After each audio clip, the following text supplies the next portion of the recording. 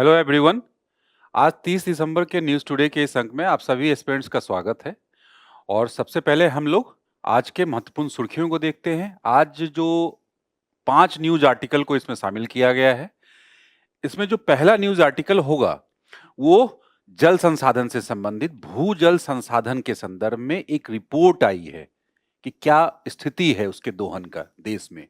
तो ये important report है। उसके साथ साथ ऑस्ट्रेलिया 1 जनवरी से भारतीय निर्यात पर 100% टैरिफ हटा देगा।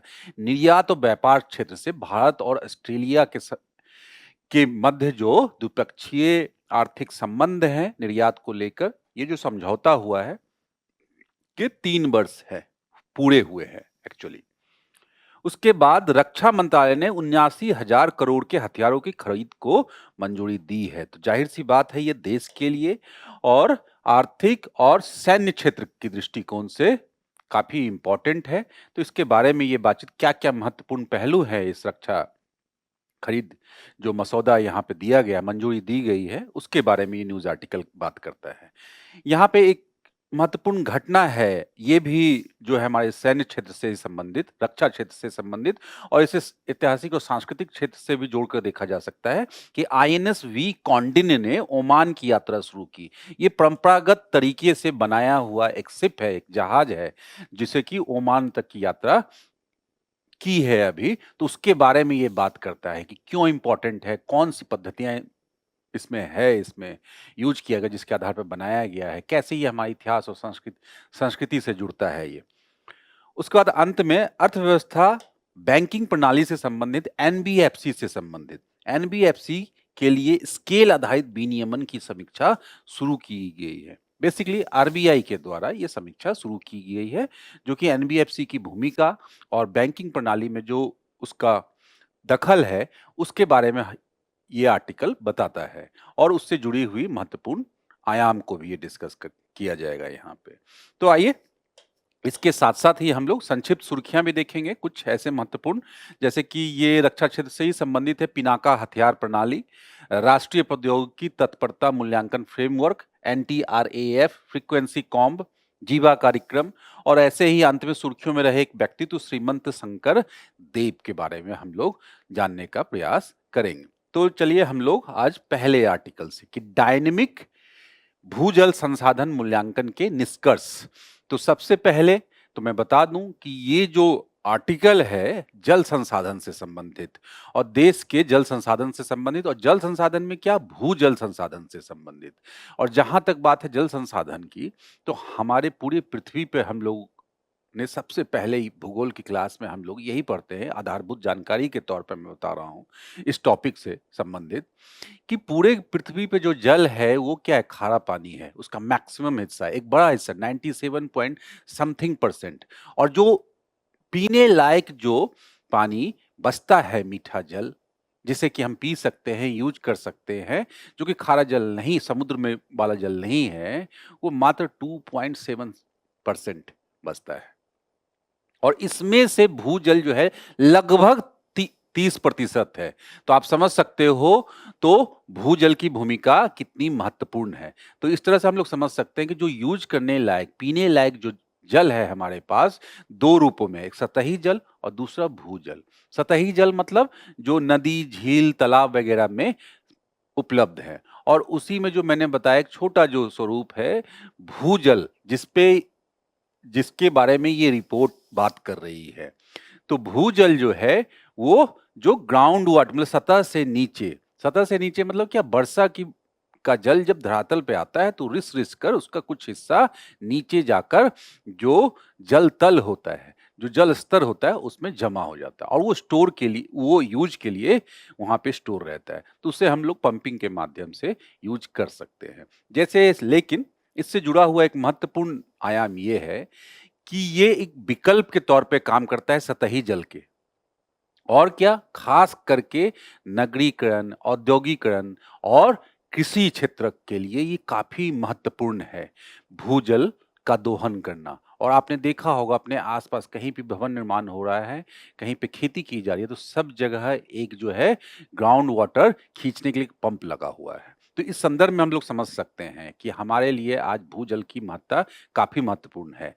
काफी महत्वपूर्ण है और हमारी ज़रूरतों को पूरा करने के लिए, और ये हुआ भी, क्योंकि भारत जो है भूजल के दोहन में जो है सर्वोच्च राष्ट्रों में से है, जिसमें कि मैक्सिमम भूजल का दोहन किया जा रहा है। तो ये जो रिपोर्ट है, इतनी भूमिका जो मैंने बनाई, ये जो रिपोर्ट है, ये दरअसल इसी के बारे में बात करता है कि जो भूजल का जो दोहन किया जा रहा है, बढ़ती जनसंख्या का दबाव उस पे कितना है, कितना क्या स्थिति है, कि रिचार्ज की स्थिति क्या है, मतलब वर्षा जल जो रिस्क कर जा रही है वहां जमा होने की स्थिति क्या है, और उसके दोहन की स्थिति क्या है। इसी तभी हमें पता चलेगा कि एग्जैक्ट हमारे पास कितना संसाधन है और भविष्य के लिए हम किस स्थिति में ही हैं।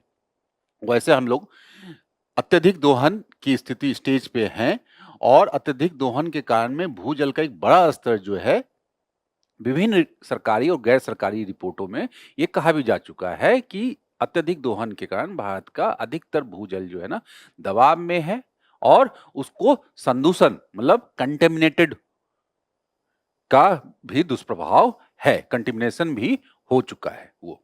तो इस सारे जो ये मुद्दे हैं, इसके संदर्भ में इस रिपोर्ट को हम लोग पढ़ेंगे हम लोग, और विशेष करके इसमें इस रिपोर्ट में बहुत ज्यादा विश्लेषणात्मक पक्ष पहलू नहीं है, बल्कि कुछ फैक्ट्स दिए गए हैं यही भूजल दोहन से संबंधित भारत में। तो इसका नाम सबसे पहले यही है, गतिशील भौमजल संसाधन आकलन रिपोर्ट 2025 केंद्रीय जल शक्ति मंत्रालय के द्वारा जारी किया गया है। और संस्था कौन सी है? केंद्रीय भूमि जल बोर्ड CGWB, जो कि जल संसाधन के दृष्टिकोण से सबसे महत्वपूर्ण संस्था तथा राज्यों और संघ राज्य क्षेत्रों द्वारा संयुक्त रूप से किया जाता है ये आकलन जो है रिपोर्ट। चलिए आगे बढ़ते हैं, इसके बारे में थोड़ा समझते हैं कि रिपोर्ट में क्या महत्वपूर्ण बिंदु है। महत्वपूर्ण बिंदु सबसे पहले कि वार्षिक भौम जल का वही पुनर्भरण रिप्लेनिशमेंट, मतलब ये सतह है पृथ्वी की और इसके नीचे ये एक्यूफर है। एक्यूफर हमने सुना है, एक्यूफर जो वो सतह जहां पे जल का जमा होता है भूजल का, और यहीं से पंपिंग करके इसे खींचा जाता है। ठीक है, तो ये एक्यूफर में जितना जल स्टोर होगा और जितना यूज करेंगे, तो मतलब जितना बचा रहेगा, मतलब हमेशा जो है दोहन जो है कम होना चाहिए किसकी तुलना में, जो ये पुनर्भरण हो रहा है। अगर दोहन अधिक हुआ तो ये भूजल खत्म हो जाएगा, मतलब अत्यधिक दोहन की स्थिति में है। तो मतलब यही है कि कितनी जल्दी तेजी से ये हो रहा है उसके बारे में बात की जा रही है। तो बेसिकली है क्या, कुल वार्षिक भूजल पुनर्भरण जो है हमारे पास कितना ये संसाधन है उसकी बात करता है। तो कितना है, 448.52 बिलियन क्यूबिक मीटर, BCM में मापा जाता है इसे, जो कि 2024 की तुलना में अधिक है। मतलब 2024 में कितना था, 446, तो इससे थोड़ा अधिक है। इसी प्रकार से भौमजल का दोहन कितना बढ़ा है, वो भी बढ़ा है, जो कि अभी वार्षिक भौमजल संसाधन बढ़ के अभी कितना हुए हैं, 407.75 BCM, जो कि 2024 में कितना था, 406.19 BCM। तो जहां पुनर्भरण बढ़ा है, संसाधन बढ़ा है, वहीं दोहन भी बढ़ा है। ठीक है, और कारण हमारे सामने जनसंख्या का भार, नगरीकरण, नए नगर बन गए, जनसंख्या अधिक बढ़ी तो दोहन बढ़ रहा है। उसके बाद जलवायु परिवर्तन और ग्लोबल वार्मिंग को भी ले सकते हैं, जिससे तापमान बढ़ने से भी इसे जोड़कर देख सकते हैं। एक और आंकड़ा यहाँ पे दिया हुआ कि वर्ष 2025 के लिए देश में कुल वार्षिक भौमजल दोहन की मात्रा कितनी थी, 247.22 BCM आकलित की गई है। और इसी आधार पर हम लोग ये बात करेंगे कि भौमजल दोहन का स्तर कितना है, कितना स्तर है, 60.63% भौमजल का प्रत्येक वर्ष हम लोग उपयोग कर लेते हैं, जितना रिप्लेनिशमेंट हो रही है, यही बात है। तो इसका मतलब एक बड़ा पोर्शन जो है ना हम लोग यूज कर रहे हैं। मतलब देश में दोहन योग्य उपलब्ध कुल भौमजल संसाधन में से लगभग 60.63% भौमजल का प्रत्येक वर्ष उपयोग किया जा रहा है। इसमें सभी क्षेत्रों में उपयोग शामिल है। सभी क्षेत्रों मतलब विभिन्न क्षेत्र की बात की जा रही है, और भौगोलिक स्तर पर अवस्थिति के आधार पर भी। आकलन इकाइयों का वर्गीकरण क्या है कि जितना 6746 आकलन इकाइयां मतलब ब्लॉक, मंडल, तालुका में अगर बांट दिया जाए तो उनका एक क्वालिटी दिया गया है। क्वालिटी क्या है, अगर 73.4% इकाइयां जो है ना सुरक्षित है, ठीक है, 10.5% इकाइयां अर्ध संकटग्रस्त हैं, और 3.05 इकाइयां संकटग्रस्त है, क्रिटिकल, और 11.1 इकाइयां अत्यधिक दोहित है, ओवर एक्सप्लॉइटेड। तो हम लोग आप ये देखेंगे, इसके बारे में जानना आवश्यक है कि कैसे ये जो स्तर है, कैसे हो जाता है, कब ऐसा होता है, तो इसके बारे में हम लोग समझेंगे अभी। तो अत्यधिक दोहित इकाइयों का क्षेत्रीय संकेंद्रण मतलब जहां पे दोहन अधिक हुआ है, तो कहां हो सकता है, जहां पे इस प्रकार की एक्टिविटी है। तो आप इसको दिमाग लगा के थोड़ा लॉजिकली सोच सकते हैं। जैसे उत्तर पश्चिमी भारत, जहां पे हरित क्रांति हुई, पंजाब, हरियाणा, ये सब जो राज्य राज्य हैं, और उसका जहां पे नगरीकरण भी बहुत तेजी से हुआ, दिल्ली, पश्चिमी उत्तर प्रदेश, जो दिल्ली एनसीआर और उससे लगा हुआ जो क्षेत्र है, नगरीकरण अधिक हुआ, इंडस्ट्रियलाइजेशन अधिक हुआ, और हरित क्रांति प्रदेश भी है। पश्चिमी भारत, राजस्थान, गुजरात में भी फिर से अगेन इंडस्ट्रियलाइजेशन, और दक्षिणी भारत, कर्नाटक, तमिलनाडु, तेलंगाना, आंध्र प्रदेश, इंडस्ट्रियलाइजेशन, नगरीकरण, इन सारी चीजें, और हरित क्रांति भी कुछ क्षेत्रों में। 1.8% इकाइयां लवणीय हैं। तो लवणीय मतलब भारतीय जल संसाधन की एक बड़ी समस्या क्या है, लवणीय, लवण का की उपस्थिति पाई जाना, जिससे कि वो काम के लायक नहीं रह जाती हैं। अब देखिए, वही जो कैटेगरी है उसके आधार पे हम देख लेते हैं कि हमारी स्थिति क्या है एग्जैक्टली। जो मैंने इंट्रोडक्शन में बोला था कि हम जनसंख्या के आधार पे, बर्डन के आधार पे भौम जल के रूप में गंभीर संकट की स्थिति में है, क्योंकि दोहन अधिक है। देखते हैं अत्यधिक दोहित कितना है, जहां भौम जल का दोहन स्तर वार्षिक पुनर्वहन दर से अधिक है। तो इस स्तर को तो हम लोग अभी के पास है। हम लोग देखिए, अर्ध संकट कहां है, जहां उपलब्ध वार्षिक भौम जल दोहन योग्य संसाधनों का 70 से 90% उपयोग कर लिया जाता है। अर्ध संकटग्रस्त, संकटग्रस्त कौन सा होता है, 90 से 100%। और सुरक्षित कौन है, जहां उपलब्ध वार्षिक भौम जल दोहन योग्य संसाधनों का 70% से कम उपयोग किया जाता है। तो अभी तो हम लोग सुरक्षित हैं, इसलिए अधिकतर दिख रहा है, क्योंकि 60-66% बताया गया, लेकिन बहुत जो है नजदीक है इस अर्ध संकटग्रस्त स्थिति में आने के लिए। और अधिकतर जगह कहां है, अत्यधिक दोहित वाले स्थिति में हम लोग पहुंच चुके, मतलब पैकेट वाइज, मतलब वो भौगोलिक विशेषता अवस्थिति के आधार पर, क्षेत्रवार अगर देखा जाए तो भौम जल के दोहन में। तो ये स्थिति कुल मिलाकर क्या है, हमारे यहाँ पे प्रबंधन करने के दृष्टिकोण से ये काफी चैलेंजिंग, चुनौतीपूर्ण है। और इसके लिए पर्याप्त जो है विनियामकीय और जागरूकता से संबंधित जो है प्रावधान किए जाने चाहिए। इसके संदर्भ में नियम बनाए जाने चाहिए, और सरकार के साथ साथ गैर सरकारी पहलों की भी आवश्यकता है। चलिए, इस प्रकार से प्रश्न आ सकते हैं। जो महत्वपूर्ण संस्था है, इसके बारे में पहले पूछा भी जा चुका है। केंद्रीय भूजल बोर्ड के संदर्भ में निम्नलिखित कथनों पर विचार कीजिए। इसकी स्थापना से संबंधित, ये किस मंत्रालय के अंतर्गत है, कौन से अधिनियम के अंतर्गत काम करता है। एक तरह से अम्ब्रेला अधिनियम है, पर्यावरण संरक्षण अधिनियम 1986। तो इसका आंसर जो है देख लेंगे यहाँ पे, तीनों स्टेटमेंट सही होंगे। चलिए, अब अर्थव्यवस्था के क्षेत्र से निर्यात व्यापार से संबंधित भारत और ऑस्ट्रेलिया के बीच में एक समझौता किया गया 2022 में, economic cooperation and trade agreement, आर्थिक सहयोग एवं व्यापार समझौता 2022 के दिसंबर में, जिसके 3 वर्ष पूरे हुए हैं आज, इसलिए ये चर्चा में है।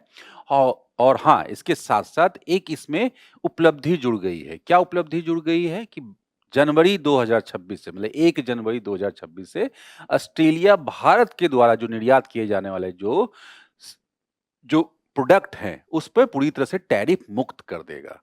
तो भारत के लिए, जहां ये भारतीय निर्यात के लिए ये एक बड़ी उपलब्धि होगी, वहीं रणनीतिक दृष्टिकोण से भी भारत को ऑस्ट्रेलिया के रूप में एक महत्वपूर्ण साझेदार मिलेगा।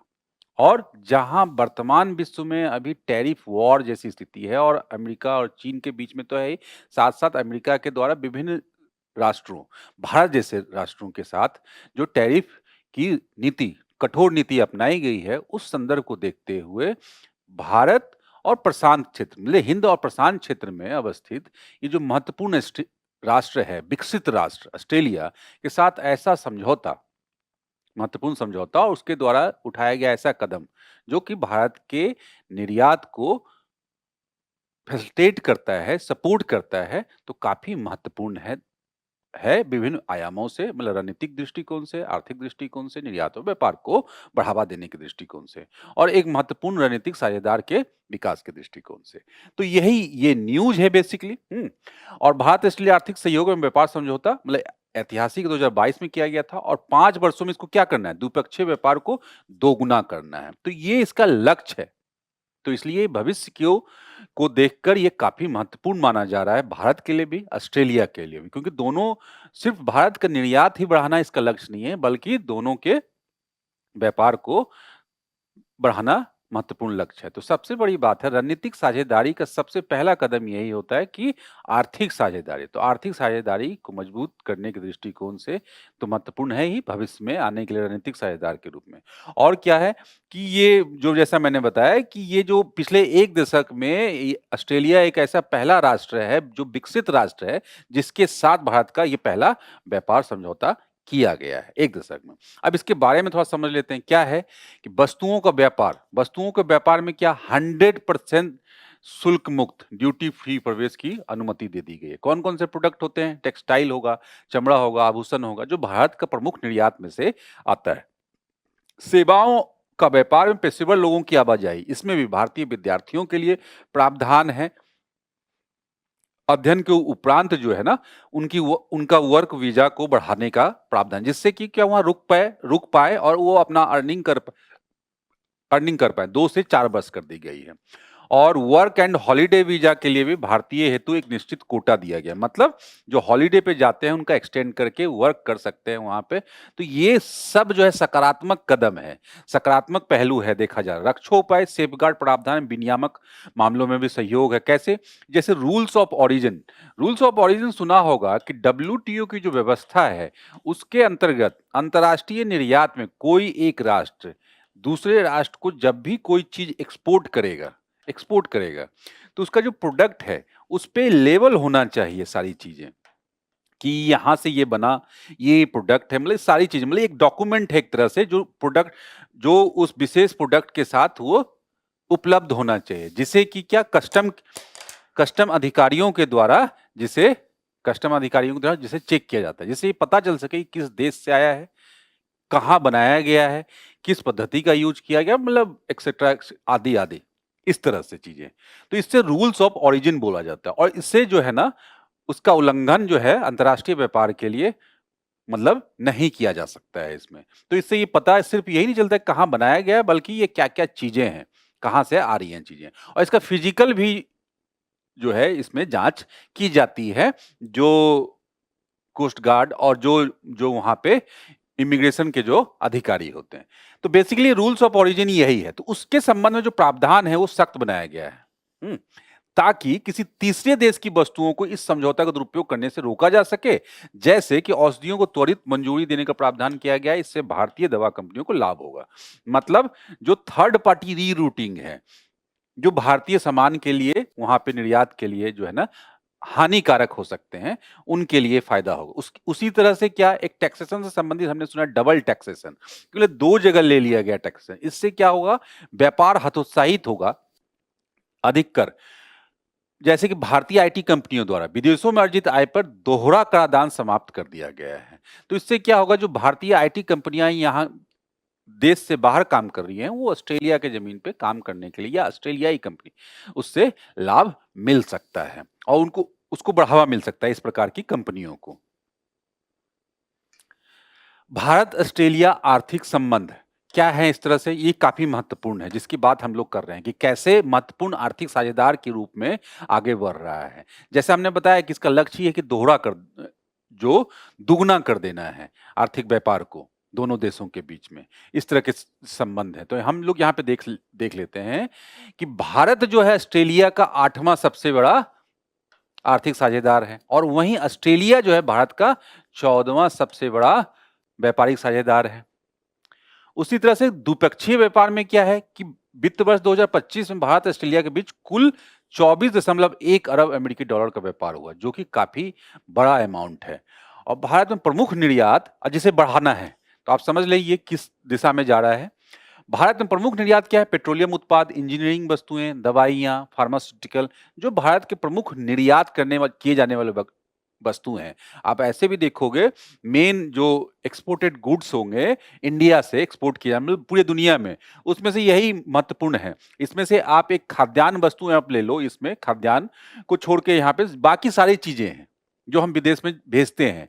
पेट्रोलियम, इंजीनियरिंग वस्तुएं, दवाइयाँ, फार्मास्यूटिकल्स, ये सारी चीजें जो है ना यहाँ पे जा रहा है निर्यात। और ऑस्ट्रेलिया से हम क्या मंगवाते हैं? कोयला, सोना, जो कि महत्वपूर्ण खनिज वहां पे हैं, इसके निक्षेप हैं इन खनिजों के। चलिए, इसके साथ साथ क्या इंपॉर्टेंट है, इसके साथ साथ हम लोग देखेंगे कि भारत ऑस्ट्रेलिया संबंधों में ये महत्वपूर्ण कैसे होगा एक व्यापक दृष्टिकोण से। अभी तो हम लोग बात करते हैं आर्थिक रणनीतिक दृष्टिकोण से, हम लोग उसमें टॉपिक वाइज देख लेंगे डिफरेंट आयाम क्या हो सकते हैं। तो सबसे पहला रणनीतिक एवं भू राजनीतिक महत्व क्या होगा। तो रणनीतिक हमने बताया कि भविष्य के एक महत्वपूर्ण साझेदार के रूप में उभरेगा। और महत्वपूर्ण साझेदार के रूप में सबसे पहला तो क्या है, हिंद प्रशांत में सहयोग। हिंद प्रशांत में सहयोग हमने देखा है कि चीन को अगर संतुलित करना है चीन को, तो उसमें हमने क्वाड जैसी संस्थाओं का निर्माण किया। और क्वाड में भारत के साथ साथ ऑस्ट्रेलिया जैसे महत्वपूर्ण राष्ट्र शामिल हैं। तो इस दृष्टिकोण से ऑस्ट्रेलिया भारत हिंद प्रशांत महासागरीय पहली पहल जो है काफी इंपॉर्टेंट है। ये साझेदारी इस तरह की संस्था क्वाड, जिसमें कि और भी राष्ट्र हैं, ऑस्ट्रेलिया और भारत तो हैं ही, और भी राष्ट्र हैं, 2 प्रमुख सदस्य हैं, और संयुक्त राज्य अमेरिका और जापान भी हैं इसमें, ठीक है ना। तो ये भी एक पॉइंट हम लोग यहाँ पे देख लेंगे, ठीक है। तो क्वाड हो गया एक संस्था, ये हो गई, ठीक है। चलिए, उसके बाद क्या, रक्षा क्षेत्र में सहयोग कैसे, विभिन्न प्रकार के संबंध भी, जैसे म्यूचुअल लॉजिस्टिक सपोर्ट एग्रीमेंट। उसके बाद दोनों देश में मलाबार अभ्यास, ऑसी इंडेक्स और उच्च स्तरीय सैन्य अभ्यासों में भी भागीदारी की जाती है। मलाबार अभ्यास तो काफी पुराना भी है, काफी महत्वपूर्ण भी है। उसके साथ साथ बहुपक्षीय मंचों पर सहयोग, जैसे कि G20 में। उसके बाद क्या, पूर्वी एशियाई शिखर सम्मेलन, इंडियन ओशन रिम एसोसिएशन, ये सब इंपॉर्टेंट जो अंतर्राष्ट्रीय संगठन है, वहां भी ऑस्ट्रेलिया का सहयोग है। तो इस कारण से ऑस्ट्रेलिया जो है एक महत्वपूर्ण साझेदार के रूप में उभरेगा। इसके साथ साथ हम लोग देख लेते हैं आपूर्ति श्रृंखला। कोविड-19 हुई तो एक महत्वपूर्ण इसका प्रभाव, वैसे तो काफी प्रभाव हुए, लेकिन अर्थव्यवस्था के दृष्टिकोण से एक महत्वपूर्ण प्रभाव ये हुआ कि सप्लाई चेन पूरी तरह से चरमरा गई। मतलब भारत के लिए जो महत्वपूर्ण कच्चा माल था, विशेष करके कुछ महत्वपूर्ण इंडस्ट्री के लिए, जैसे इलेक्ट्रॉनिक इंडस्ट्री, हमने देखा होगा कि इलेक्ट्रॉनिक गुड्स जो हमारे यहाँ मैन्युफैक्चर हो रहे हैं वो महंगे हो गए, या वो मिलना सप्लाई ही बंद है। क्यों? क्योंकि उनके लिए जो कच्चा माल था वो चीन से आता है। बेसिकली महत्वपूर्ण रूप से जो चीन जैसे राष्ट्र हैं वो बल्क में जो है ना मैन्युफैक्चर कर रहे हैं, और वो वहां से सप्लाई आना बंद हो गया। तो पूरा का पूरा सप्लाई चीन ही जो है, और कुछ हद तक जो है फार्मास्यूटिकल इंडस्ट्री पे भी इस प्रकार से दबाव बढ़ा। तो ऐसे डिफरेंट इंडस्ट्रीज थे। तो इस तरह का सप्लाई चेन को मेंटेन रखने के लिए भारत के द्वारा ऑस्ट्रेलिया के साथ मिलकर, और भी राष्ट्र हैं इसमें, उसके साथ मिलकर इस तरह की इनिशिएटिव की गई, जिससे कि सप्लाई चेन को हमेशा बनाया रखा जा सके, और अपने जो घरेलू घरेलू जो प्रोडक्शन है उसको बनाए, उसको हमेशा मेंटेन करके रखा जा सके, खास करके इस प्रकार की अर्जेंट सिचुएशन में। तो इसको बोला जाता है सप्लाई चेन रेजिलियंस इनिशिएटिव। इसमें जापान भी है, इसमें ध्यान में रखेंगे। अति महत्वपूर्ण खनिज, जैसे कि क्रिटिकल मिनरल, खनिजों में जैसे सोना, कोयला तो हम लोग परंपरागत दृष्टिकोण से पढ़ते आई आए हैं, लेकिन जो क्रिटिकल मिनरल है उनके भी पर्याप्त निक्षेप ऑस्ट्रेलिया में हैं, जैसे कि लिथियम, कोबाल्ट वगैरह।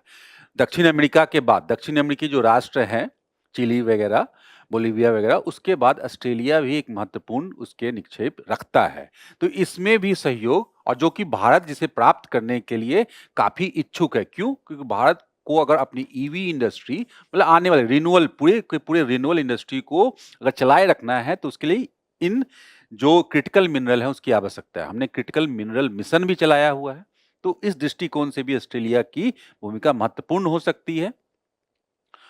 चलिए, तो ये हमारे ऊर्जा सुरक्षा के दृष्टिकोण से भी इंपॉर्टेंट होगा। तो व्यापक तौर पे ये जो समझौता है, कहीं ना कहीं हमें अगले चरण में, मतलब द्विपक्षीय संबंधों के अगले चरण में ले जाने का प्रयास करेगा, और सहयोग प्रदान करेगा, और दोनों देशों को हिंद प्रशांत क्षेत्र में जो है एक महत्वपूर्ण साझेदार के रूप में उभरने में मौका देगा, जिससे कि जो एडवर्सरीज कंट्री है, जिस प्रकार से चीन, उसको संतुलन करने में सहयोग मिलेगा, हम लोग को सहायता मिल सकती है।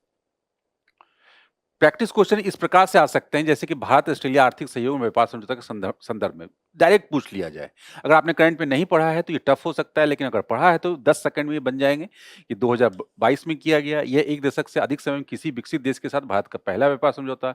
इसका उद्देश्य 5 वर्ष में द्विपक्षीय व्यापार को दोगुना करना है। तो ये सब फैक्ट जो है ना लोग भूल जाते हैं, तो ये ध्यान में रखेंगे। ठीक है, तो ये देख सकते हैं दोगुना करना है, तो तीनों सही है इसमें स्टेटमेंट। दूसरा कि इसके अंतर्गत सेवा व्यापार एवं पेशेवर गतिशीलता के संदर्भ में निम्नलिखित कथनों पर क्या क्या इसमें जो है, क्योंकि ये चर्चा में है अमेरिका के कारण, जो अमेरिका की नीति, कठोर नीति। तो इसमें भारतीय छात्रों के 2-4 वर्ष का विस्तारित पोस्ट स्टडी वर्क वीजा है, वर्क एंड हॉलिडे वीजा के लिए कोटा व्यवस्था है, भारतीय पेशेवरों के लिए अस्थायी नागरिकता का प्रावधान है। तो ऐसा कुछ है नहीं, ठीक है ना, बाकी 1 और 2 सही है। ठीक है, भारत ऑस्ट्रेलिया ECTA के अंतर्गत रूल्स ऑफ ओरिजिन का मुख्य उद्देश्य क्या है? तो रूल्स ऑफ ओरिजिन हम लोग समझ चुके हैं, WTO के अंतर्गत जो है एक महत्वपूर्ण प्रावधान है जिससे कि जो भी किसी भी प्रोडक्ट की पहचान बताना आवश्यक है निर्यातक को, और जिसकी चेकिंग की जाती है इमिग्रेशन में। तो वही है, तो जिससे कि थर्ड पार्टी रीरूटिंग से बचा जा सके, तृतीय देश के माल की रूटिंग, मतलब किसी और देश का लेबल चिपका के वो दूसरे देश में निर्यात नहीं किया जा सके। तो यही बी इसका आंसर होगा। चलिए नेक्स्ट चलते हैं। रक्षा क्षेत्र से संबंधित क्या कि रक्षा मंत्रालय ने 79,000 करोड़ के हथियारों की खरीद को मंजूरी दी है।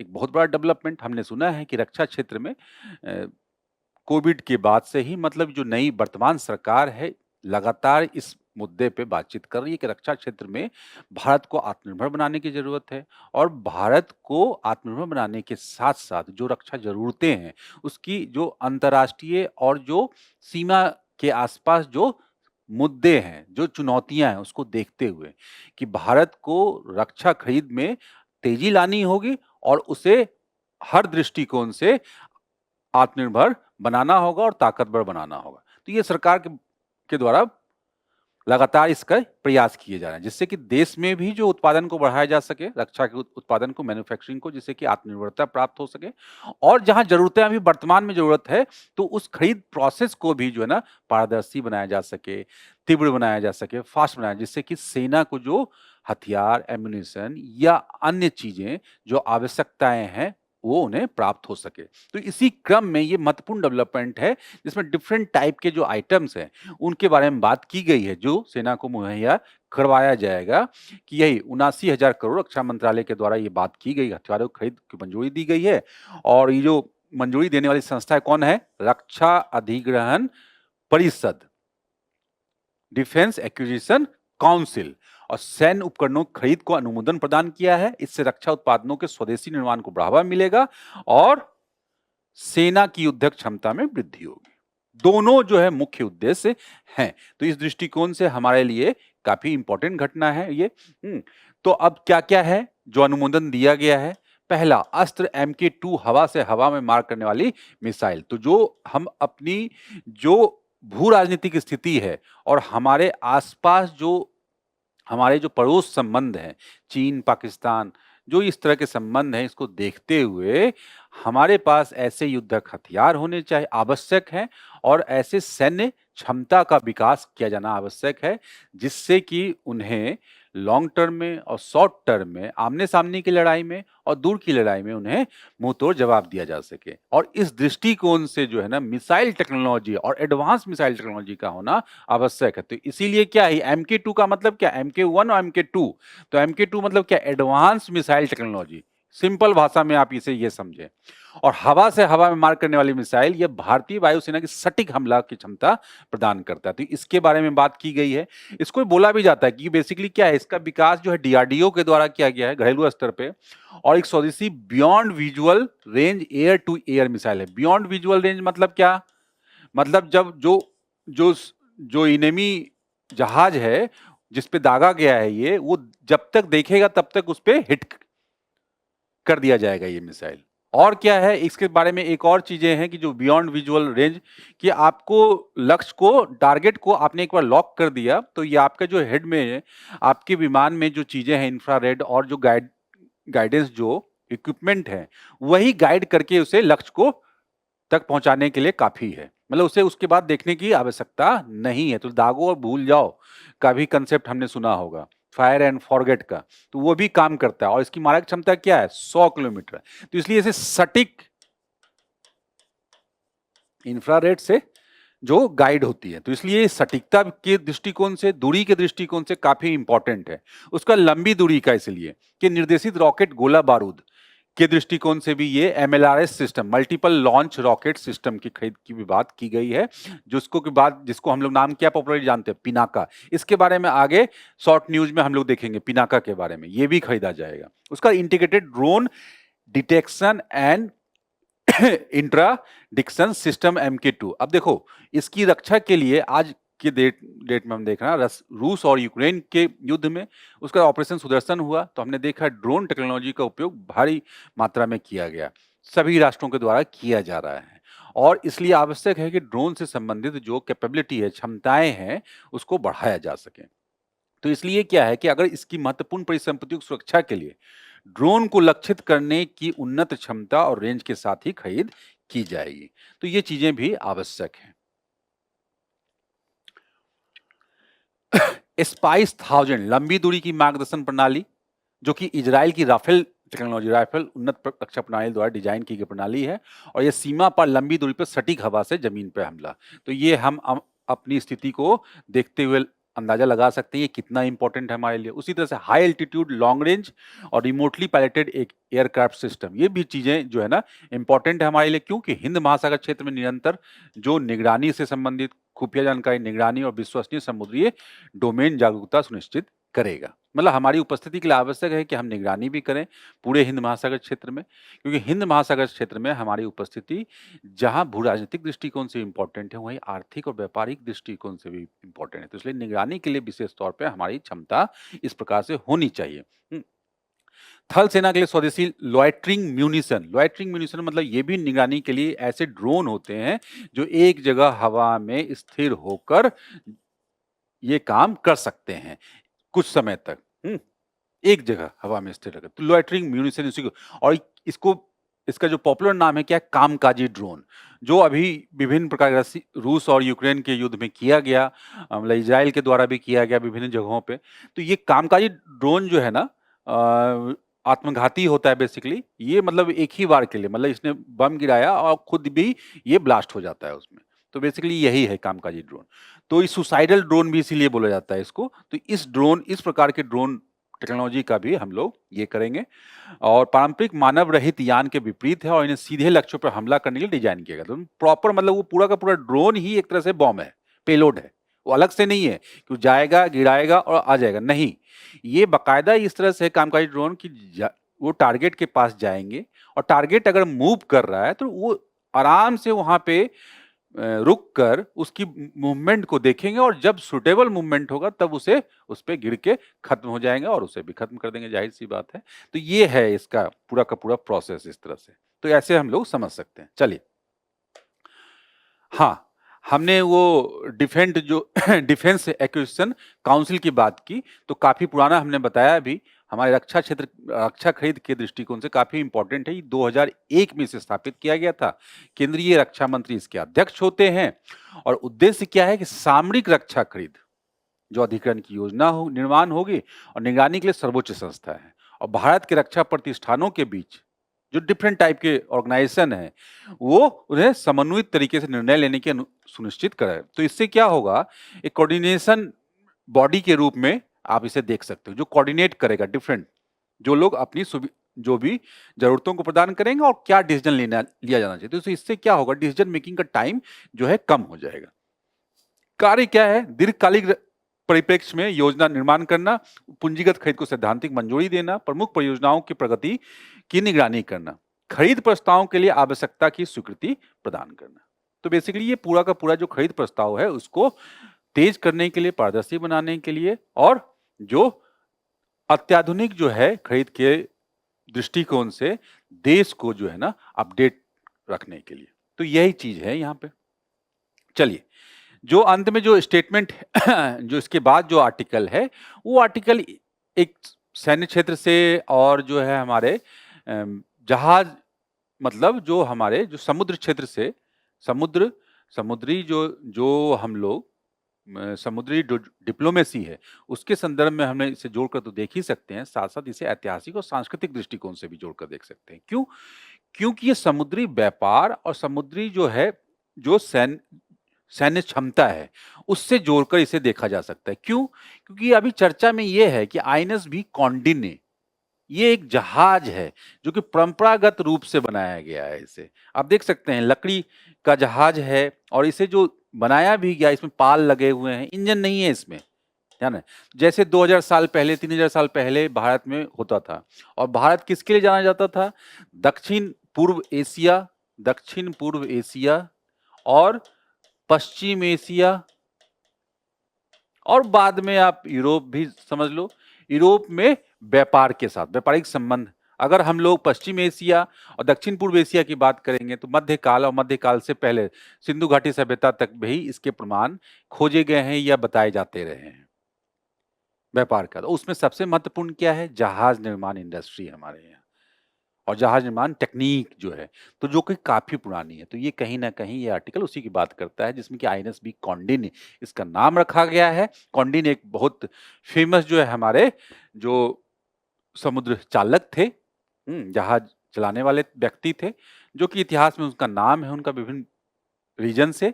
तो उसी के आधार पे तो आईएनएस कौंडिन्य अभी चर्चा में इसलिए आया है कि इसको ओमान की यात्रा पे भेजा गया है, ठीक है।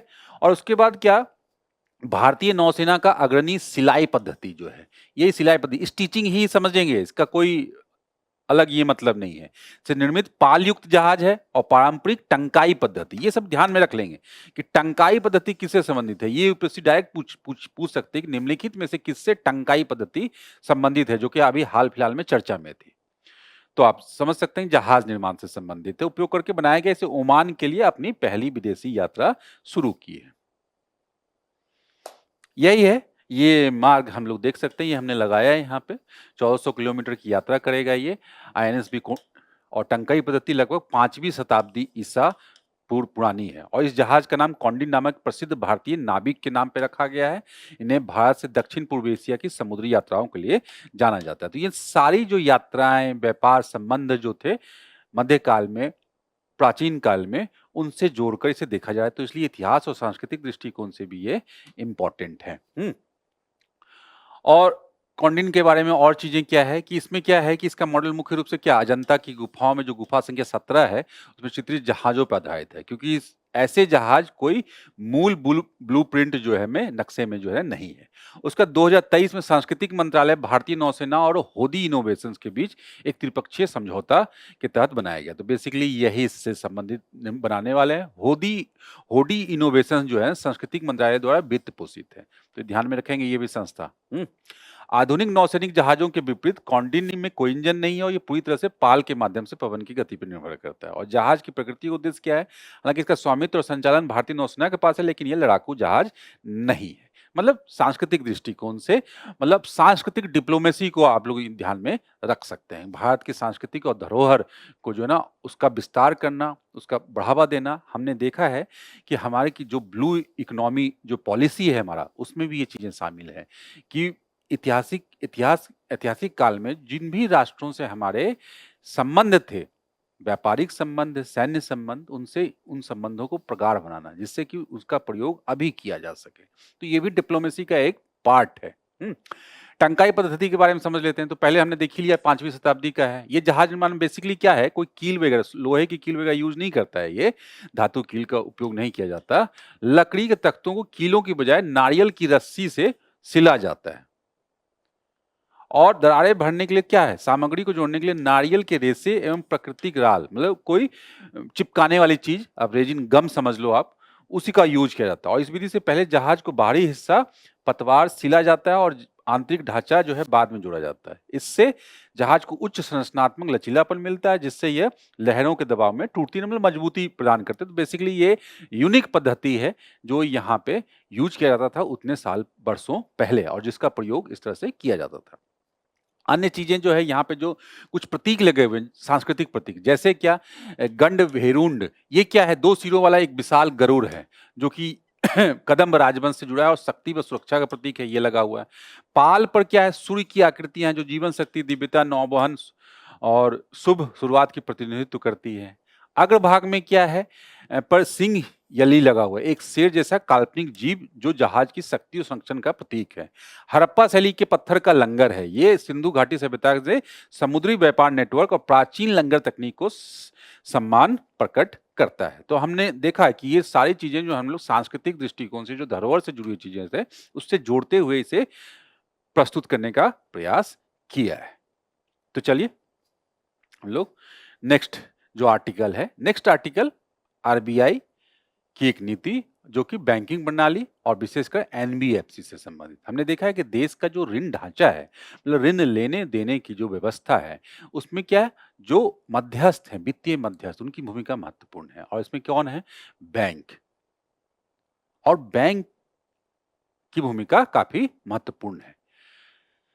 इसमें प्राइवेट बैंक भी और गवर्नमेंट बैंक भी है। उसके साथ साथ लेकिन एक संस्था, वित्तीय संस्था का नाम आता है जो कि गैर बैंकिंग वित्तीय कंपनियां होती हैं, उनकी भूमिका भी महत्वपूर्ण है। क्यों? क्योंकि देश में बैंकिंग प्रणाली का विस्तार अभी भी जो है अंतिम कनेक्टिविटी उसकी नहीं है, या आम व्यक्ति या अंतिम छोर के व्यक्ति की पहुंच बैंकिंग प्रणाली तक अभी भी नहीं है। मतलब कहा जाए कि वित्तीय समावेशन में कहीं ना कहीं जो गैप है उसे फुलफिल करने वाली संस्था कौन है, यही एनबीएफसी कंपनियां, विभिन्न प्रकार की कंपनियां जो कि देश के विभिन्न हिस्सों में कार्यरत हैं, उनकी भूमिका है। तो इसीलिए आरबीआई के द्वारा ये आवश्यक है कि इन्हें भी रेगुलेट किया जाए और इन्हें भी, इनके लिए भी समय समय पर जोखिम मुक्त करने की दृष्टि से विभिन्न प्रकार के मापदंड लाए जाएं या उसमें बदलाव, संशोधन किए जाते रहें, जिससे कि जो ऋण लेने वाला है और पूरा का पूरा जो ये ऋण का जो सीन है, जो परिदृश्य है, वो स्पष्ट हो सके, पारदर्शी हो सके और जोखिम मुक्त हो सके। तो इसीलिए जो समय समय पे ये क्या है कि विनियमन की समीक्षा की जा रही है। क्या? एनबीएफसी के लिए जो स्केल आधारित विनियमन की समीक्षा आरबीआई के द्वारा की जा रही है, जिसे क्या है अभी स्केल आधारित विनियमन, जो कि पहले ही आ चुका है। ये स्केल मतलब कुछ मापदंडों पर आधारित स्केलिंग किया जाएगा कि स्केल 1, स्केल 2, मतलब किसमें जोखिम अधिक है, किसमें जोखिम कम है। तो कुल मिलाकर मुद्दा ये है। महत्व तो हम लोग देख ही सकते हैं कि जैसा मैंने बताया कि पूरा का पूरा जो ऋण, जो परिदृश्य है देश का, उसमें जो है एनबीएफसी की हिस्सेदारी 15% तक हो चुकी है, 15% तक, बैंकों के अलावा मतलब।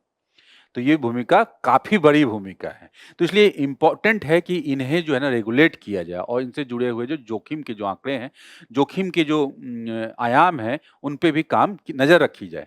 तो बेसिकली ये निम्नलिखित कारणों से उठाया गया है आरबीआई के द्वारा ये कदम। क्या? बैंकों के साथ एनबीएफसी की बढ़ती अंतर संबंधता। एक मतलब कहीं ना कहीं एनबीएफसी इस प्रक्रिया में बैंक से भी जुड़े हुए हैं, क्योंकि बैंक वो एनबीएफसी लोन आगे दे रहे हैं, तो उनका संबंध कहीं ना कहीं बैंक का भी पैसा उनके पीछे लगा हुआ। इस प्रकार के कुछ अंतर संबंधता। असुरक्षित ऋणों में वृद्धि, इस प्रकार के भी दिखेंगे। असुरक्षित ऋण जहां मतलब ऋण को वापस आने की चांसेस नहीं है, मतलब ऋण डूब जाने की चांसेस हैं। तो उससे कि पूरा का पूरा अगर ये इतना बड़ा है और इस तरह के जोखिमपूर्ण ऋण दिए जाएंगे तो उसका प्रभाव अंततः किस पे पड़ेगा? अर्थव्यवस्था पे या उस क्षेत्रक पे पड़ेगा। संभावित प्रणालीगत जोखिम। तो कुल मिलाकर ये है। तो ये मेंस की परीक्षा से के लिए भी काफी इंपॉर्टेंट है, मेंस के दृष्टिकोण से, और एनबीएफसी तो है, प्रीलिम्स के लिए भी तो इंपॉर्टेंट है ही। चलिए क्या है फ्रेमवर्क, इसके बारे में समझ लेते हैं। बेसिकली इस फ्रेमवर्क को 2022 में लागू किया गया था आरबीआई के द्वारा, और एनबीएफसी को उनके, वही मैंने जैसे बताया कि डिफरेंट स्केल बेस्ड जो प्रणाली है, फ्रेमवर्क है ये, तो उसमें डिफरेंट क्राइटेरिया लिया गया। जैसे कि एनबीएफसी को इसमें आकार के आधार पर बांटते हैं, प्रणालीगत महत्व के आधार पर बांटते हैं, और जोखिम के स्तर के आधार पर 4 स्तरों में स्तरीकृत करते हैं, लेयर बनाते में विभाजित किया गया। अब इसमें देखते हैं, सबसे पहला आधार स्तर जो बेस लेवल का है और जिसकी संख्या जो है काफी अधिक जो है महत्वपूर्ण है, उसमें वो वाले एनबीएफसी शामिल होंगे जो जमा स्वीकार नहीं करते हैं, ठीक है। और क्या? जिनकी परिसंपत्ति कितनी है? 1000 करोड़ से अधिक है, ठीक। और बेसिकली ये क्या करते हैं? P2P lending, peer to peer, और लेंडिंग प्लेटफॉर्म है, लेखा संग्राहक है, और नॉन ऑपरेटिव फाइनेंशियल होल्डिंग कंपनियां शामिल हैं। और कुल एनबीएफसी परिसंपत्ति में इनकी हिस्सेदारी कितनी है? 5.2%, मतलब कम है। ठीक है। मध्यम स्तर में कौन है? जमा स्वीकार ये भी नहीं करेंगे। ठीक है। उसके बाद क्या होगा? जमा स्वीकार नहीं। ठीक। उसके बाद जिनकी परिसंपत्ति का 1000 करोड़ रुपए या उससे अधिक होगा। ठीक है। साथ ही इसमें जमा स्वीकार करने वाली सभी एनबीएफसी भी शामिल होंगे। जो हमने देखा है कि एनबीएफसी दो तरह के होंगे, जमा स्वीकार करने वाले और जमा नहीं स्वीकार करने वाले। लेकिन कुछ इससे कुछ स्थितियों में कुछ कंडीशंस के साथ शामिल होंगी, भले ही उनकी परिसंपत्ति का आकार कुछ भी हो। और यही एनबीएफसी जो है परिसंपत्ति में इनकी हिस्सेदारी सबसे अधिक है, 64.6%। तो ये ध्यान रहे। इस तरह से तो ये जो लेयर किया हमने, दूसरा वाला इंपॉर्टेंट है सबसे। और उसमें क्या है? ऊपरी स्तर जो है सबसे, कि इसमें वो एनबीएफसी आती हैं जिन्हें आरबीआई ने विशेष मापदंडों स्कोरिंग पद्धति के आधार पर वर्धित विनियामक निरीक्षण के लिए चिन्हित किया है। कुल एनबीएफसी परिसंपत्ति में उनकी हिस्सेदारी कितनी है? 30.2%। और क्या शीर्ष स्तर कौन है? आरबीआई की राय में बहुत सख्त जोखिम निगरानी वाली ऊपरी स्तर की एनबीएफसी को शीर्ष स्तर में रखा जाएगा। ऐसी एनबीएफसी को अधिक विस्तृत और अधिक गहन पर्यवेक्षी निगरानी से गुजरना होगा। और आदर्श रूप से इस स्तर में किसी भी एनबीएफसी को नहीं शामिल किया जाता है, अर्थात यह स्तर रिक्त रहता है। तो आइडियल तो कोई भी नहीं है, लेकिन नीचे से लेकर ऊपर तक किया गया कि किसे कम निगरानी रखनी है, किसमें अधिक। तो कुल मिलाकर निगरानी का मुद्दा है जिससे बैंकिंग प्रणाली को चुस्त दुरुस्त बनाया जा सके और बैंकिंग प्रणाली के जो ऑल्टरनेट के रूप में ये संस्थाएं काम कर रही हैं, इन्हें भी मजबूत बनाया जा सके, पारदर्शी बनाया जा सके और जोखिम रहित बनाया जा सके, जिससे कि पूरा का पूरा जो है ना बैंकिंग जो समावेशन का जो मुद्दा है, जो लक्ष्य है, उसे हासिल किया जा सके और उसमें जोखिम को कम हो। अंत में बहुत सारी चीजें आई तो हम लोग देख ही लेते हैं कि एनबीएफसी क्या है। तो सबसे पहले तो इसकी जो स्थापना है, आरबीआई से विनियमन करता है, लेकिन स्थापना कहाँ हुई है? स्थापना हुई कंपनी अधिनियम के अंतर्गत 1956 या 2013 के तहत पंजीकृत कंपनी है। ठीक है। तो दोनों लॉ इसमें काम होगा, आरबीआई लॉ भी और कंपनी लॉ भी। ठीक है। इसका मुख्य कार्य क्या है? ऋण देना, प्रतिभूतियों में निवेश करना और पट्टे पर देने या हायर परचेज की गतिविधियां करना। और क्या है एनबीएफसी और बैंकों में मुख्य अंतर, जो सबसे बड़ा सवाल है, जो मुख्य सवाल है? सबसे पहले क्या? मांग जमा, जो डिमांड डिपॉजिट होते हैं, वो जैसे कि बचत सेविंग अकाउंट जो है पॉपुलर भाषा में, और दूसरा जो है चालू खाता में जमा, स्वीकार नहीं कर सकते। एक नहीं तो बैंकिंग हो जाएगी और बैंक हो जाएगा वो। एनबीएफसी भुगतान और निपटान प्रणाली का हिस्सा नहीं होते। यह स्वयं पे आधारित चेक भी जारी नहीं कर सकते हैं, जैसे ट्रांसफर करने वाली चीजें। तो भुगतान प्रणाली का वो पेमेंट सिस्टम का वो हिस्सा है बैंक, क्योंकि वो इंटरमीडिएरी के रूप में काम करते हैं, वो ये नहीं कर सकते हैं। तो इसके लिए इन्हें कहाँ आना होता होगा? इन्हें बैंक के पास आना होता होगा। आप समझो बात को, ये चीजें तो यहीं से इंटरकनेक्टेड है कहीं ना कहीं, क्योंकि जैसे इसका रोल बढ़ेगा वैसे ये अपने आप ये इंटरकनेक्टेड हो जाएंगे बैंक से। तो यही चिंता का विषय, इसलिए निगरानी करना आवश्यक है। और क्या? जमा स्वीकार करने वाले जो एनबीएफसी के जमाकर्ताओं को डीआईसीजीसी निक्षेप बीमा और प्रत्यक्ष गारंटी निगम जो है से जीवन बीमा सुविधा नहीं मिलती। हमने देखा है कि जो सामान्य जो बैंक है उसमें 5 लाख तक की जीवन बीमा है, उसमें कि बैंक अगर डूब भी जाए तो उसको आपको उतना अमाउंट तो मिल ही जाएगा। तो वही यही संस्था करती है वो, तो उससे जो है ना इससे सुविधा नहीं है। तो इसीलिए इसलिए भी आवश्यक है कि इन्हें जोखिम मुक्त करना है और जोखिम मुक्त करके ही इन्हें सुरक्षित रखा जा सकेगा। जो लोग उसमें पैसा यूज भी कर रहे हैं, उससे उनके अधिकार को संरक्षित किया जा सकता है, उस क्षेत्र को, उस पूरी की पूरी अर्थव्यवस्था को। अब यहां से हम लोग संक्षिप्त सुर्खियों को देखेंगे कि इसमें कौन कौन से शॉर्ट न्यूज हैं। जो पहली शॉर्ट न्यूज है, पिनाका हथियार प्रणाली, जैसे हमने पहले डिस्कस किया था कि पिनाका हथियार प्रणाली बेसिकली क्या है? ये मल्टी बैरल रॉकेट लॉन्चर है, ये जो हमारे कॉम्बैट मिशन के लिए काफी इंपॉर्टेंट, मतलब लंबी दूरी तक के लिए जो आर्टिलरी बमबारी की जाती है और निकटता से युद्ध, मतलब क्लोज कॉम्बैट के लिए भी इंपॉर्टेंट है। तो अभी चर्चा में क्यों है? अभी चर्चा में इसलिए है, जो रक्षा अनुसंधान एवं विकास परिषद है ने पिनाका लंबी दूरी के निर्देशित रॉकेट का पहला सफल उड़ान परीक्षण किया है।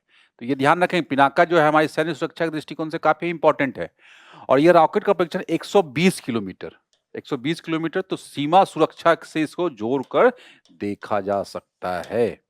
हम्म। और इसे क्या है, दो संस्थाओं का नाम यहां पे आएगा, एक ARDE और एक HEMRL। इन दोनों ने मिलके इसके सहयोग से डिजाइन किया गया है। आयुध अनुसंधान विकास प्रतिष्ठान ARDE और उच्च ऊर्जा सामग्री अनुसंधान प्रयोगशाला, इसके द्वारा उसको डिजाइन किया गया है। और इस परियोजना को रक्षा अनुसंधान एवं विकास प्रयोगशाला और रिसर्च सेंटर इमारत के सहयोग से विकसित किया जाएगा, आगे डेवलप किया जाएगा मतलब। तो इन संस्थाओं को भी हम लोग देख लेंगे। अब R&D से संबंधित देश की जो क्या है, राष्ट्रीय प्रौद्योगिकी तत्परता मूल्यांकन फ्रेमवर्क NTRAF। तो बेसिकली क्या है कि जो R&D प्रोजेक्ट्स हैं उनको क्या फंडिंग के दृष्टिकोण से ये काम करेगा, ये फ्रेमवर्क, ये जो पूरा का पूरा एक ढांचा तैयार करने की बात है जिससे कि नवाचार को बढ़ावा मिल सके। तो यही है कि जो प्रधान वैज्ञानिक सलाहकार है ने राष्ट्रीय प्रौद्योगिकी तत्परता मूल्यांकन फ्रेमवर्क का मसौदा प्रस्तुत किया। इसके माध्यम से भारत ने नवाचार के आकलन को मानकीकृत किया जाएगा, स्टैंडर्डाइज किया जाएगा कि एक तरह से डिफरेंट सेक्टर में और डिफरेंट जगहों पे जो हो रही है चीजें उसको बढ़ावा दिया जा सके। उसका उद्देश्य बेसिकली यही है कि राष्ट्रीय मिशन के तहत जो शुरू किया गया जो विभिन्न अनुसंधान है डिफरेंट सेक्टर में उससे जुड़े हुए, उसके लिए जो फंडिंग की आवश्यकता है उसके मुख्य परिचालन आधार के रूप में कार्य करेगा। और बेसिकली क्या, वित्त पोषण करने वाली एजेंसी जो उसे वित्त पोषित कर रही है उसे जो है उसको संसाधन मुहैया कराने के लिए काम करे। तो बेसिकली क्या, जो पूरा का पूरा प्रोसेस है, जितने भी रिसर्च प्रोजेक्ट है डिफरेंट सेक्टर के लिए, चाहे डिफेंस सेक्टर हो, स्पेस सेक्टर हो, चाहे सुपर मतलब कंप्यूटिंग का सेक्टर हो, क्वांटम कंप्यूटिंग से संबंधित जो देश के लिए हित के लिए किया जा रहा है उसे निगरानी रखने, उसे स्टैंडर्डाइज करने और उसमें फंडिंग के लिए। तो इसलिए यही उद्देश्य है। आप देखोगे तो फंडिंग का तो हमने देख लिया और उसके बाद क्या, प्रारंभिक चरण की तकनीकों के जोखिम को कम करने में सक्षम बनाएगा, जिससे तो बेसिकली पूरा का पूरा जिससे कि वो रिसर्च आगे बढ़ सके। क्योंकि बहुत सारे अभी तक होता क्या है, खास करके भारत जैसे विकासशील राष्ट्रों में आइडिया है लोगों के पास, नवाचार के लिए लोग आगे भी बढ़ते हैं, लेकिन क्या फंडिंग और टेक्नोलॉजी की के अभाव में या चुनौतियों का सामना नहीं कर पाने के कारण बहुत सारे जो है टैलेंटेड, यंग टैलेंटेड या बहुत सारे ऐसे प्रोजेक्ट जो है जो महत्वपूर्ण प्रोजेक्ट है रुक जाते हैं या सक्सेसफुल नहीं हो पाते। तो वही कुल मिलाकर ये है। तो ये परियोजना के मूल्यांकन में जो है ना, इसमें क्या मजबूत पद्धति मतलब एक एक पूरा का पूरा बनाया जाएगा ब्लूप्रिंट, जिसमें क्या है कि इसमें इसको लेवल डिफरेंट लेवल में बांटा जाएगा। जैसे पहला क्या होगा, प्रूफ ऑफ कॉन्सेप्ट TRL-1-3 से लेकर प्रोटोटाइप विकास तथा बाजार परिचालनात्मक तत्परता शामिल हैं। तो यही है कि सबसे पहला कंसेप्ट के लेवल पे, उसके बाद क्या प्रोटोटाइप बनाया जाता है। कोई भी इनोवेशन होता है तो इन्हीं जो विभिन्न चरणों से होकर गुजरता है। तो यहां पे यही बात कही, यह विकास के प्रत्येक चरण के लिए गुणात्मक अनुमान के स्थान पर एक संरचित मतलब स्ट्रक्चर्ड और साक्ष्य आधारित चेकलिस्ट को लागू करता है। और यह परियोजना अन्वेषकों को अपनी वास्तविक स्थिति का आकलन करने और वित्त पोषण प्राप्त करने से पहले तकनीकी कमियों की पहचान करने हेतु सशक्त बनाता है। मतलब जो कमियां हैं टेक्निकल आधार पे उन्हें वो दिखाने के लिए ये संस्था बेसिकली काम करेगी, गाइड के तौर पे काम करेगी, सब एक सपोर्ट सिस्टम के रूप में ये काम करेगा। जिससे क्या होगा, जो देश का R&D और इनोवेशन सिस्टम है वो मजबूत हो पाएगा और ऐसे इनोवेटर को बढ़ावा मिल पाएगा। चलिए, फ्रीक्वेंसी कॉम्ब ये साइंस एंड टेक्नोलॉजी से संबंधित है। और इसमें क्या है, फ्रीक्वेंसी कॉम्ब मतलब कंघी, बाल करने वाला, संवारने वाला। कॉम की मतलब क्या, एक विशेष प्रकार का लेजर है। तो बेसिकली लेजर टेक्नोलॉजी से संबंधित है। ये प्रकाश के कई रंगों को उत्पन्न करता है, ठीक है। हाँ, ये रंग एक दूसरे से समान दूरी पे होते हैं और ठीक उसी तरह जैसे किसी कंघी के दांत होते हैं, मतलब इस तरह से कुछ ऐसे होता ना, ऐसे, हाँ ऐसे ही होता। ये मतलब प्रकाश निकल रहा, तो इसी के लिए कंघी के शेप में है। और इसे अक्सर मोड लॉक्ड लेजर का उपयोग करके बनाया जाता है, जो प्रकाश की बहुत तीव्र और नियमित स्पंद उत्सर्जित करती है। इसका उपयोग कहाँ होगा, ये सब तो बातें हो गई, समझ गए। लेजर से संबंधित है। फ्रीक्वेंसी कॉम किससे संबंधित है, डायरेक्ट पूछा जा सकता है, साइंस एंड टेक में ऐसे प्रश्न आते हैं, तो लेजर से संबंधित है। इसका उपयोग परमाणु घड़ियों के आंकलन मतलब कैलिब्रेशन में, सटीक स्पेक्ट्रोस्कोपी के लिए, गुरुत्वाकर्षण के कारण प्रकाश में होने वाले सूक्ष्म बदलावों को मापने के लिए। मतलब ब्रह्मांड विज्ञान से भी जोड़कर देखा जा सकता है इसे। ठीक है, चलिए अब क्या है जीबा। जीबा जो स्कीम है, joint initiative for village advancement, नाम से ही पता चल रहा है कि जो ग्रामीण स्तर पे जो विकास को मजबूत करने के लिए, ऐसे पहलों को मजबूती प्रदान करने के लिए ये इनिशिएटिव लिया गया है। ये कहाँ? मध्य प्रदेश के बैतूल जिले में। पहले तो ध्यान में रख लेंगे जीवा। कार्यक्रम के माध्यम से किसान नेतृत्व वाली प्राकृतिक कृषि, तो ये किससे जुड़ा हुआ है? प्राकृतिक कृषि से, नेचुरल फार्मिंग अंग्रेजी में बोला जाता है, प्राकृतिक कृषि हिंदी में। बेसिकली इसका मतलब यही होता है, पर्यावरण से भी जोड़कर देखा जा सकता है कि आपने बहुत जगह ऐसा सुना कि परंपरागत रूप से ही जो खेत पे जो उपलब्ध जो संसाधन है उन्हीं का प्रयोग करते हुए कृषि कार्य को किया जाना, जिसमें बाहर से नाम मात्र के संसाधन या नहीं लिए जाएंगे, किसी भी संसाधन का प्रयोग नहीं किया जाएगा। जैसे कुछ जैसे कि आदिम जनजातियां किया करती थी कृषि का। इससे क्या होगा? इससे ये होगा कि कोई भी आर्टिफिशियल प्रोडक्ट का प्रयोग वहां पे नहीं किया जाएगा, जिससे क्या मृदा के गुणवत्ता को संचित रखा जा सकेगा, संरक्षित रखा जा सकेगा, और जो विभिन्न जो दुष्प्रभाव हैं, जैसे केमिकल फर्टिलाइजर वगैरह के प्रयोग के, इंसेक्टिसाइड पेस्टिसाइड वगैरह के प्रयोग के, उससे बचा जा सके। मतलब पूरी तरह से ऑर्गेनिक बनाया जा सकेगा अपने प्रोडक्ट को, और संसाधनों का भी इष्टतम प्रयोग किया जा सकेगा। तो ये है इसका ये। तो प्राकृतिक कृषि फसल के नुकसान, मृदा के क्षरण और संकटपूर्ण पलायन की समस्या को दूर कर रही है।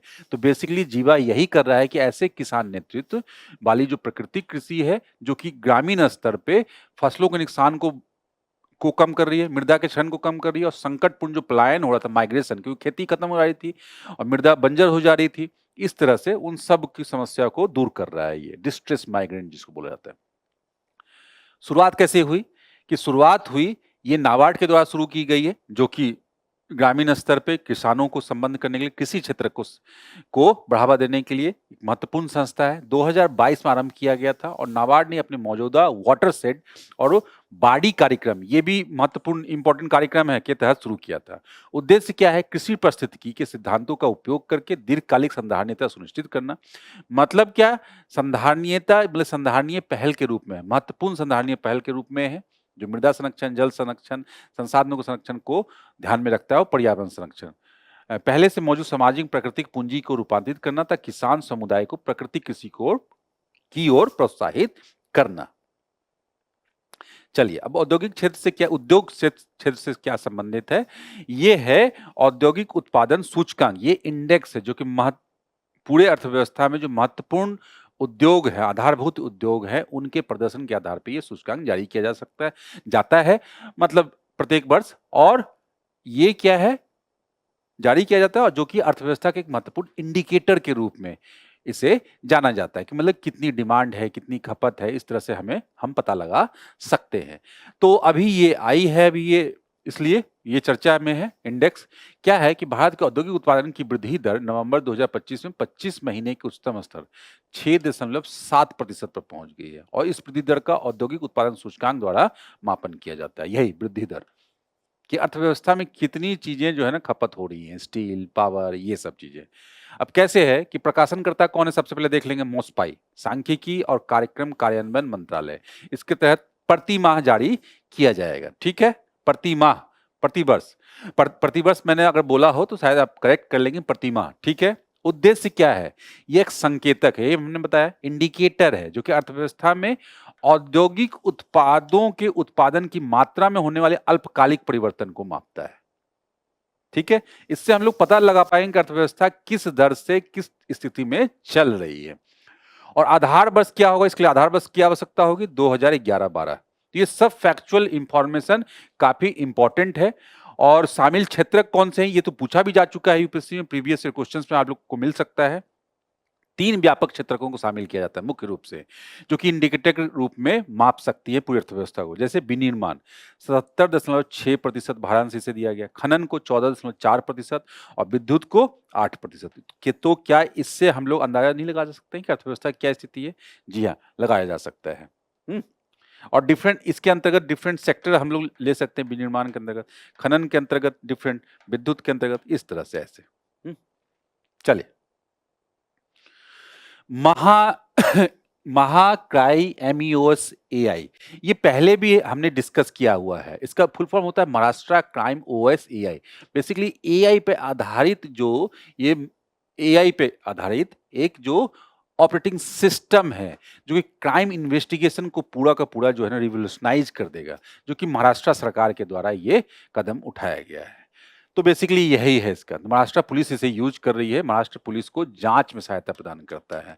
और ये AI का प्रयोग करने वाला उपक्रम है, माइक्रोसॉफ्ट के द्वारा ये बनाया जा रहा है, के सहयोग से निर्मित है। और ये एक पूर्वानुमान लगाने वाला कृत्रिम बुद्धिमत्ता उपकरण है। बेसिकली क्या है, Microsoft azure open AI service और माइक्रोसॉफ्ट फाउंड्री पर आधारित है। इसमें AI सहायकों के द्वारा मतलब असिस्टेंट को इंटीग्रेट कर दिया गया है और इसमें स्वचालित कार्य प्रवाह शामिल है। इसका अर्थ है कि पुलिस की जांच से जुड़े कई दोहराव वाले कार्य जैसे डेटा एंट्री या फाइलिंग अब सॉफ्टवेयर द्वारा स्वतः किया जा सकते हैं। और ये क्लाउड इंफ्रास्ट्रक्चर का उपयोग करता है, मतलब स्टोर भी रहेगी वो जानकारी। तो अब कोई क्राइम हुआ और क्राइम में जो है ना हमें आवश्यकता है कि उस क्राइम से जुड़े हुए जो डेटा हैं उसे वेरीफाई करना है या उससे मिलते जुलते, मतलब क्रिमिनल की पहचान करने के लिए, स्पॉट की पहचान करने के लिए या कुछ एविडेंस की जांच करने के लिए, रिसर्च जैसा जो वर्क है हम लोग समझ सकते हैं। हम लोग कोई स्पाई थ्रिलर या कोई जो मर्डर थ्रिलर हमने देखा है, इसी प्रकार से पुलिस जांच करती है, जांच एजेंसियां।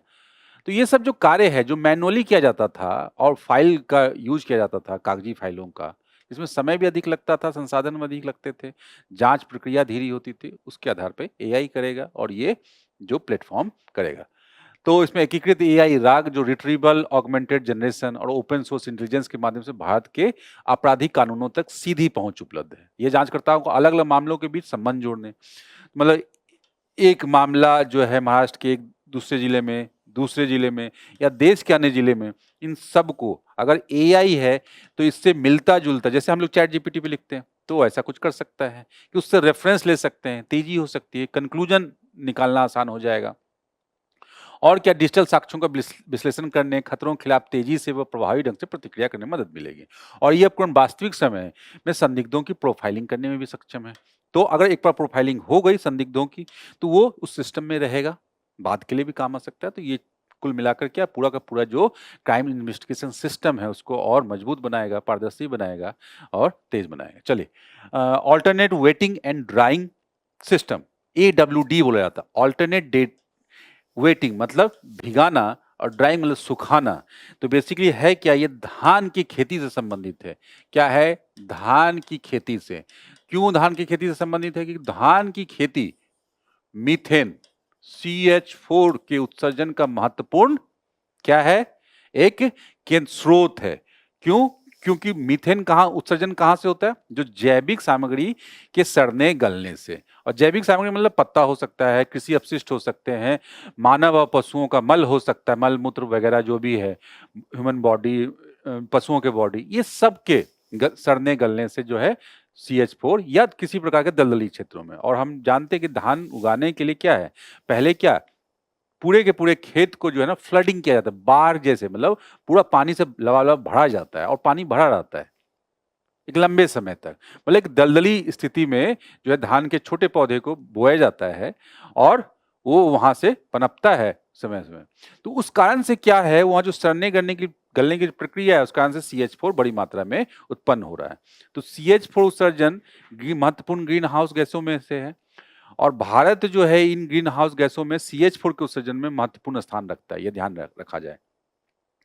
और कार्बन डाइऑक्साइड की तुलना में CH4 उत्सर्जन, CH4 की ग्रीन हाउस संभाव्यता जो है, मतलब ग्रीन हाउस उत्पन्न करने की संभाव्यता काफी अधिक है।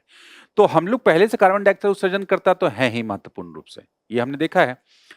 उसके साथ साथ अगर हम लोग, क्योंकि कृषि प्रधान राष्ट्र भी है हम लोग, तो अगर CH4 पे अगर अंकुश नहीं लगाया गया समय के साथ साथ तो काफी बड़ी समस्या हो सकती है। तो इसलिए ये इंपॉर्टेंट है, ये इसलिए मैं इसको डिटेल में बता रहा हूं, ये इंपॉर्टेंट है पर्यावरण संरक्षण के दृष्टिकोण से। तो अब आते हैं कि ये मेथड अपनाया गया है कि ये ऑल्टरनेट वेटिंग एंड ड्राइंग, लगातार वो पानी भर के रखने की जरूरत नहीं है, बल्कि उसको बीच-बीच में सुखाते रहना है, जिससे कि इस प्रक्रिया को धीमा किया जा सकता है, ये CH4 बनने, मीथेन बनने की प्रक्रिया को। यही ये पूरा का पूरा है, अल्टरनेट वेटिंग एंड ड्राइंग। यही है कि तकनीक क्या उत्पादन में उच्च पैदावार बनाए रखती है और साथ ही जल उत्पादकता बढ़ाने और मीथेन उत्सर्जन को कम करने में भी योगदान देता है। तो जल के उत्पादकता में भी ये मदद करेगी। बेसिकली जल प्रबंधन की एक तकनीक है और सिंचित निचले इलाकों में बहुत कम जल के साथ धान की खेती करने के लिए। तो ये भी है कि कृषि कार्य जो है, हमने जल संसाधन के बारे में पढ़ा, जल संसाधन पे काफ़ी हमारा दबाव है और जल संसाधन के दृष्टिकोण से जो कृषि सेक्टर है सबसे ऊपर है, उसके जल संसाधन के दोहन के दृष्टिकोण से। और तो हमें अगर जल संसाधन में हमें हमारे पास चुनौती है, खत्म होने के कगार पे हैं या उस पे बर्डन है, तो क्या ऐसा नहीं करना चाहिए जो हम लोग जो जो फसल अभी बो रहे हैं, जिसमें हम लोग की खपत अधिक है, तो उस पे पुनर्विचार किया जाना चाहिए या ऐसे टेक्नोलॉजी को अप्लाई किया जाना चाहिए जिससे कि वहाँ पे खपत कम हो, तो उसमें धान भी है। तो ये इम्पोर्टेंट है इस दृष्टिकोण से भी। कार्यप्रणाली यही है कि धान खेतों को निरंतर जल से भरकर नहीं रखा जाना है, बल्कि क्या अल्टरनेट रूप से कम करना है। तो ये है करेगा कैसे कि मीथेन का जो उत्पादन होता है, मतलब धान के जितना गीला रहेगा, मतलब दलदली दलदल बनेगा, वहां से मीथेन का निर्माण होगा। होगा क्या, जब खेतों में जल भरने के बाद जैविक पदार्थ का अवायवीय अपघटन होता है, इससे मीथेन बनती है। अब होगा क्या, उत्सर्जन पर रोक कैसे लगेगी? खेत से जल निकालने पे कुछ समय के लिए जल भराव वाली अवायवीय स्थिति समाप्त हो जाती है और इससे मीथेन का सृजन रुक जाता है। तो वो लगातार जो हो रहा था उस प्रोसेस को हमने रोक लिया और उस पानी को भी संरक्षित किया जा सकता। तो इससे जल प्रबंधन की भी एक महत्वपूर्ण टेक्निक है ये। तो इस दृष्टिकोण से भी ये इंपॉर्टेंट है। चलिए अंत में एक महत्वपूर्ण पर्सनालिटी आज के क्या है, श्रीमंत शंकर देव।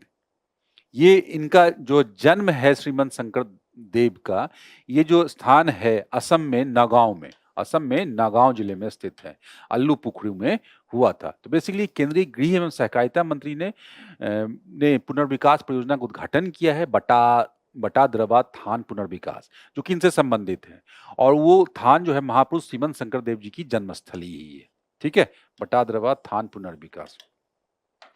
और ये इतना चर्चा में क्यों? चर्चा में इसलिए है कि वो एक संत विद्वान है, सबसे पहले बहुश्रुत है और महान समाज व धर्म सुधारक भी है। हम लोगों ने देखा है कि इन प्रकार के संत जो थे वो धर्म सुधारक भी, धर्म और समाज सुधारक भी थे। और जिसने क्या वैष्णववाद से संबंधित है और एक शरण हरि नाम धर्म का प्रचार किया। एक शरण हरि नाम, और इसमें भगवान कृष्ण को परम शाश्वत और एक माना जाता है। और उसके बाद क्या है कि समाज सुधार, जाति विरोधी आंदोलनों, महिलाओं के अधिकारों के लिए महत्वपूर्ण किए थे। तो ये अन्य जो संत सुधारक, संत जो भक्त थे, उनसे जोड़कर भी हम लोग इसे समझ सकते हैं कि नया नाम आपको मिल गया ये। हाँ, और नामघर और सत्र जैसे मठ संस्थानों का निर्माण, वो स्थापना की है, जो सांस्कृतिक एवं धार्मिक गतिविधियों के केंद्र बन गए उस रीजन में। तो इस दृष्टिकोण से मतलब कृष्ण भक्ति से संबंधित है, तो सांस्कृतिक दृष्टिकोण से भी इंपॉर्टेंट है, इतिहास में आर्ट एंड कल्चर के दृष्टिकोण से भी इंपॉर्टेंट है। तो चलिए इस प्रकार से आज के न्यूज टुडे की संग को हम लोग यहीं पे कंक्लूड करते हैं। आशा है कि यहाँ पे जो आपने सीखा उसके आधार पे प्रश्न को देखकर प्रैक्टिस कर सकते हैं और उसी दृष्टिकोण से ट्रेंड को समझते हुए आगे की रणनीति भी तय कर सकते हैं। और बार-बार जो है रिवीजन करते रहिए क्योंकि प्रीलिम्स नज़दीक है और उसका सहायता आपको तभी मिल पाएगा कि जब तक मल्टीपल रिवीजन आप लोग खास करके करंट अफेयर का नहीं करेंगे। तो ऐसा करते रहें। All the best. धन्यवाद।